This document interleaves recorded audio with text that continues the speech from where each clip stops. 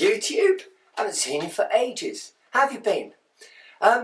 Me, I'm fine. What are we doing today? Oh, a good thing you asked that. What we're talking about today is stereo panning.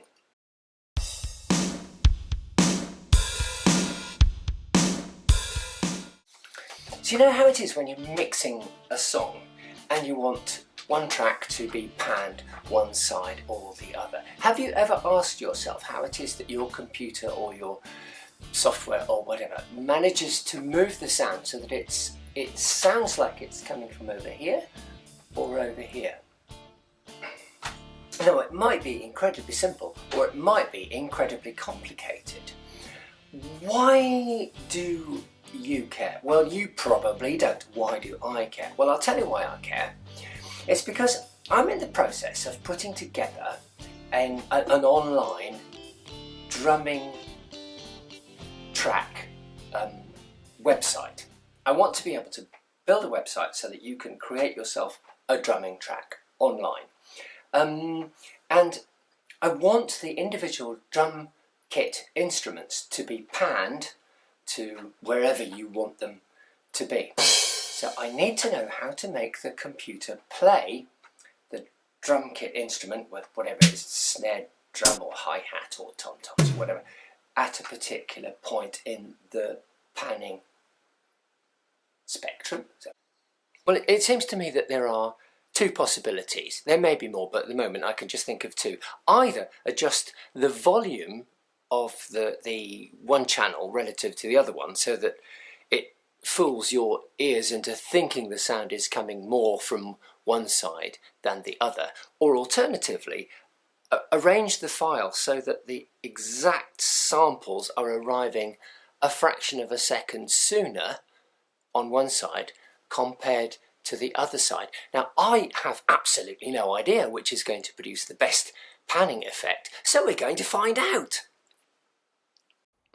Let me see if I can represent this in the form of a chart. This represents the data in a WAV file, and each bar represents the amplitude of the signal at a particular point in time. And let's assume that we've got a sampling frequency of 44,100 samples per second. The left channel is the red bars and the right channel is the green bars. And you can see that the amplitude at each point of the left and the right channels are exactly equal.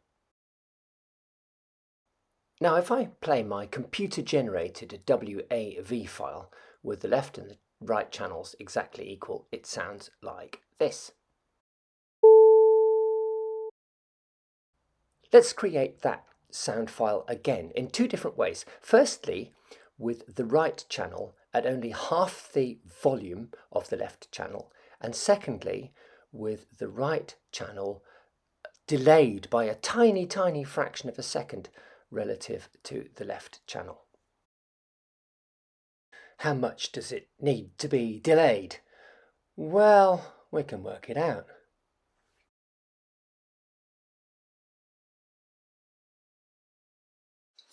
Get your headphones on, we're going to have a listen. Which of those two approaches do you think is going to work? Is it going to be the volume reduction, or is it going to be the shifting of the samples by a few fractions of a second? Okay, here is the centered sound. And here is the sound with the right channel at half the volume of the left channel. And here is the sound with the right channel and the left channel at exactly the same volume, but shifted by about half of a millisecond. Well, I think that was amazing. Both of those tests seemed to indicate that the sound was coming more from the left than the right. So what happens if we do both things? What happens if we have a lower volume and a delayed output? Well, it sounds like this. So I think that's about it. If we do the same thing to a cowbell sound, it comes out like this.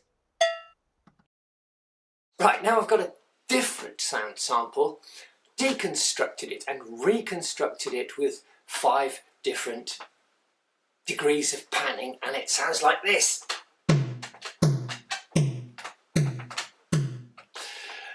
And I think that works reasonably well, and this is not a trivial task. I'm steadily making progress towards this online drum track editor, but don't hold your breath, don't wait up, don't hang around.